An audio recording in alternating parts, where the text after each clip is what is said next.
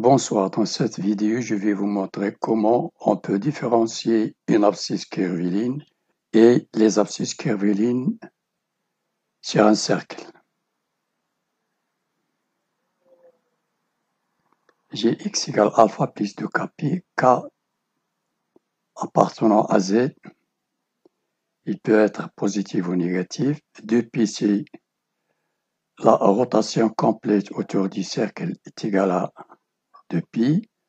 Et alpha, c'est l'abscisse curviligne principale. Mais x, c'est l'abscisse curviligne qui a la même position sur le cercle que alpha. Donc, x c'est l'abscisse curviligne, alpha c'est l'abscisse curviligne principale, k le nombre de tours sur le cercle.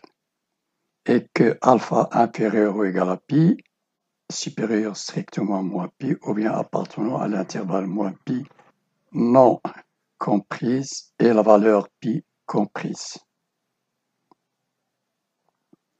Explication sur un axe.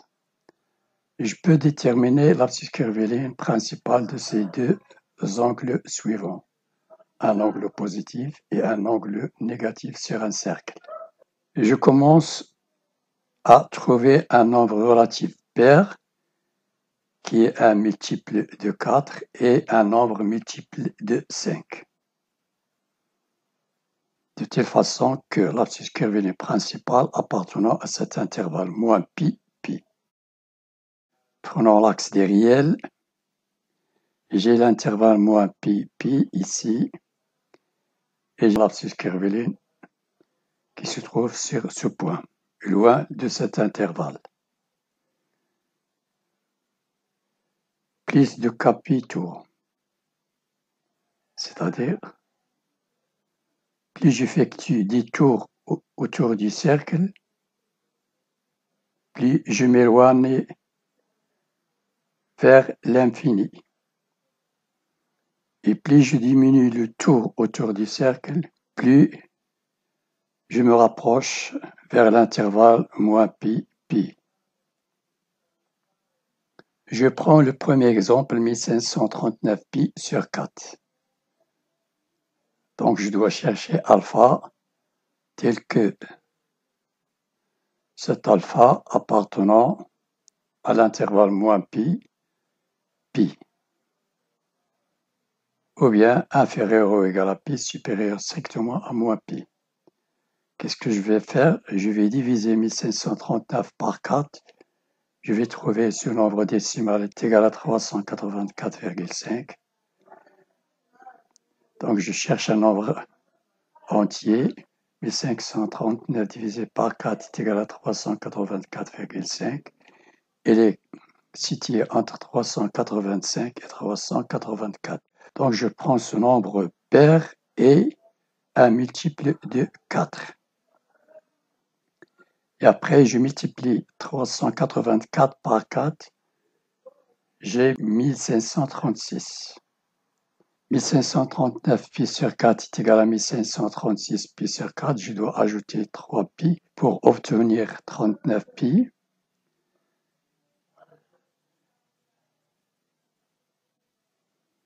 Si je divise 1536 par 4, j'ai 384 fois pi, plus 3 pi sur 4.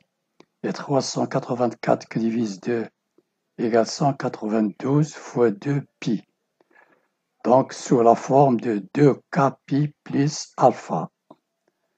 Donc, est égal à alpha plus 2k pi avec alpha est égal à 3 pi sur 4.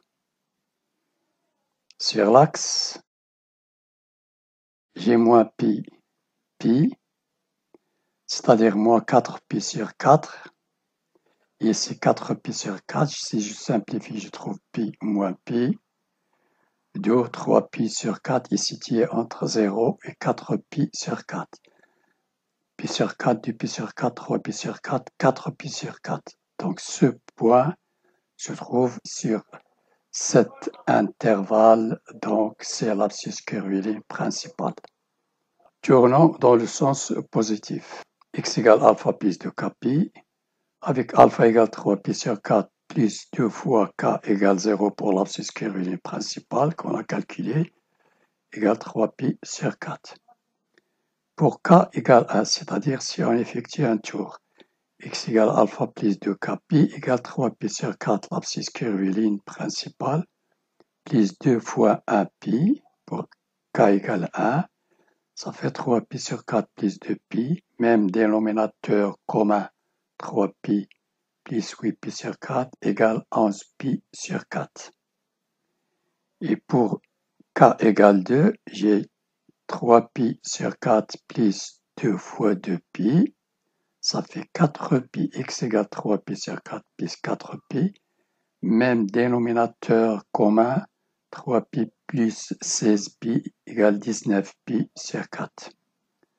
Pour k égale 3, j'ai 3pi sur 4 égale alpha, plus k fois 2, 6pi, même dénominateur, donc j'ai 3pi plus 24pi sur 4 égale 27pi sur 4. Si le nombre de tours augmente, le nombre des abscisses curvilines augmente aussi. J'ai mon cercle trigonométrique, mon origine, mon repère orthonormé OI, OJ, c'est-à-dire le rayon est égal à 1. J'ai le sens positif en noir trigonométrique ou direct. Vers le bas, le sens négatif. Donc 0 sens positif pi, 0 sens négatif moins pi. Donc ici j'ai pi sur 4, 2pi sur 4, 3pi sur 4, 4pi sur 4, je simplifie par 4, je trouve pi. Je vais faire un tour, je fais le départ de 3pi sur 4, donc j'ai cet angle égal 3pi sur 4, et je fais un tour de 2pi, et je reviens à 3pi sur 4. Voilà le premier tour pour k égale 1. J'ai 11pi sur 4 sur ce tour. La principale, c'est 3pi sur 4, comprise entre moins pi et pi. Et le premier angle et la première abscisse curviligne, c'est 11pi sur 4 pour k égale 1. Le deuxième tour, à partir de 3pi sur 4, et je reviens sur ce point, c'est-à-dire k égale 2 en rouge. Donc ce point est égal à 19pi sur 4. Donc je tourne dans le sens négatif pour k égale moins 1, à partir de 3pi sur 4 moins 2pi. 3pi moins 8pi sur 4 égale moins 5pi sur 4 pour k égale moins 1. Et pour k égale moins 2, 3pi sur 4 plus 2 fois moins 2pi. 3pi sur 4 moins 4pi égale 3pi sur 4. Même dénominateur, moins 16pi, le tout sur 4 égale moins 13pi sur 4. Pour k égale moins 2. J'ai 3pi sur 4, je vais faire un tour. À partir de cet angle, j'effectue un tour dans le sens négatif de moins 2pi. C'est le premier tour. K est égal à moins 1, c'est-à-dire le premier tour dans le sens négatif. Je trouve l'angle moins 5pi sur 4 ici. Si j'effectue le deuxième tour pour k égale moins 2 dans le sens négatif, c'est-à-dire à partir de 3pi sur 4 et je tourne dans ce sens négatif de moins 2pi,